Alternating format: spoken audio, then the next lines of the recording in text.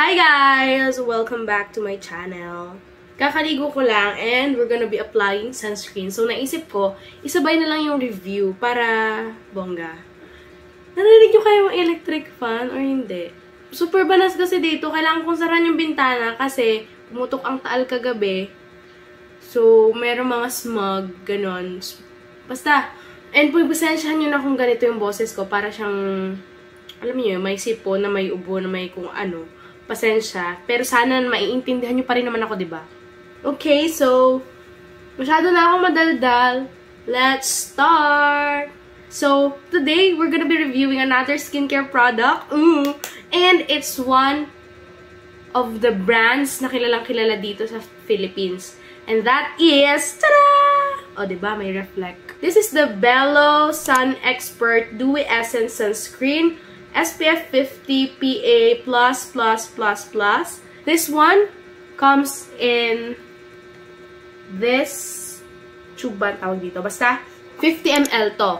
Nabili ko siya for 450 pesos. Pero, nung time na nabili ko siya is buy one take one siya. Buy one take one siya. So, I think it's a good deal.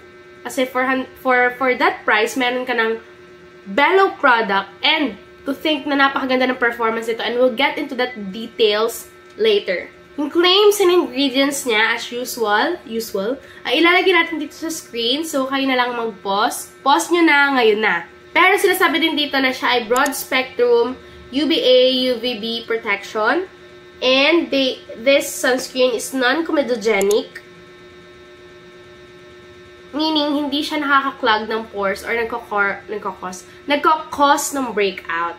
Kapag naman sinabi nating broad spectrum, ibig sabihin, yun nga, it protects your skin from UVA and UVB rays. Kapag UVA, sa pagkakatanda ko, it's that ultraviolet ray na nagkakos ng aging, while yung UVB naman is yung nagkakos ng burns. So, pareho niya tayong poprotektahan against those ultraviolet rays. Next, ayun pa pala, nakalagay pala dito, paraben-free, hypoallergenic. Ayan. Now, let's talk about its packaging. So, I don't know, yung unang-una kong review ng Bello sunscreen, yun yatang SPF 40+, basta ganon, hindi siya naka-nozzle. But this one, it comes with this packaging na it's super easy na kumuha ng product without, alam mo yun, yung kasing last time na nabili ko, once na ginanon mo, minsan hindi ko controlled kung gaano karaming product yung gusto mong kunin. Minsan napapahuho, ganyan. But this one, I'm telling you, ito talaga yung favorite kong, ganitong packaging yung favorite ko. Hindi pala, una pala yung Lux Organics. Pangalawa na packaging na favorite ko, yung mga ganitong packaging na nozzle, yung tip. The appearance itself, it's shiny. As you can see, hindi siya matte. And, ano ng Bello, syempre, yellow. And, I love this one. Ito lang yung nakakapagpa-distinguish sa kanya na siya ay yung Dewy Essence Sunscreen. Kasi yung iba, pure ano lang. Yung whitening, ang alam ko ang itsura nun is basta wala siyang blue na ganito. Basta iba-iba sila, may distinction kang makikita sa mga Bello sunscreens, and that's what I like about them. Now, it's time para mag-apply tayo and makita natin kung gaano ba siya ka-dewy sa ating skin. Siyempre, kakaligo ko lang, and tamang-tama, maglagay tayo dito. So, yan, yung consistency niya, hindi siya runny, but siya ay once na nilagay mo, watery. Hindi siya runny, pero ang bilis niya mag-glide sa skin. Like, look at that. Yan,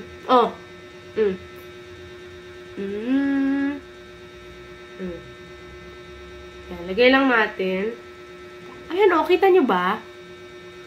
Yung amoy niya is, lang, may subtle lang na bango na konting-konti lang, which makes it smells like very clean girl, ganon. So, ayan. Maglagay din tayo sa ating leeg. Ayan. Ayan. Ano na siya agad?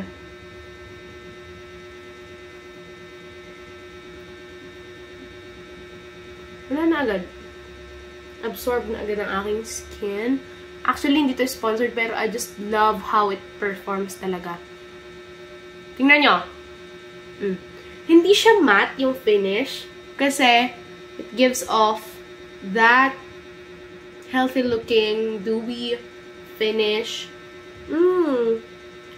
Sana lang hindi nyo naririnig yung electric fan, di ba? Yan lang, oh. Parang fresh lang. Wala yung filter, ha? Upload ko to ng raw talaga. Hindi siya malagkat sa skin like, hindi, wala. Now, let's go to its pros and cons. Number 1 pro is, hindi ako nag-break out. Promise, guys. Dito pa nga gumanda yung skin ko, eh. Like, parang napansin ko na dumalang or hindi na naging madalas yung pagtubo ng bumps ko dito sa forehead, tsaka dito sa part na to. Kaya yung makikita nyo, may mga marks dyan. Marks na lang yan.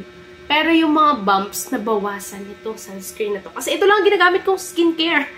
Hindi ako facial wash, oo. Pero ang gamit ko is yung mild lang.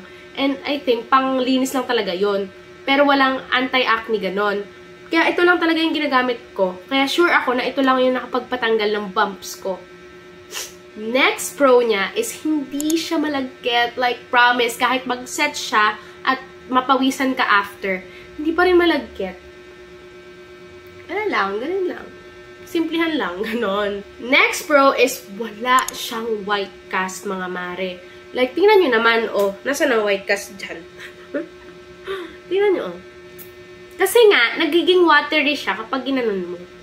So, parang wala kang nilagay and wala white cast. The next pro is maganda siyang base for your everyday makeup look.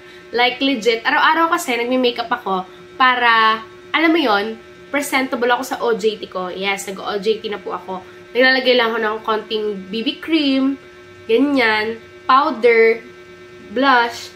And once na gumamit ako nito, I'm sure ang ganda ng kapit ng makeup. Like, pakak na pakak. And it's so good. It makes my makeup lasts longer. Like, hindi ako nagbibiro. Hindi nga ito sponsored, eh. And the next pro is meron siyang Pentavitin. So, sinerch ko kung ano yun. Sabi dito, Pentavitin creates a moisture barrier on the skin after application and binds deep within the layers of skin, holding on tight for up to 72 hours. It helps maintain the skin's natural moisture barrier while smoothing and plumping skin over time. So, kaya pala siya dewy essence kasi nagbibigay siya ng magandang barrier ng ating skin for up to 72 hours. Like, legit.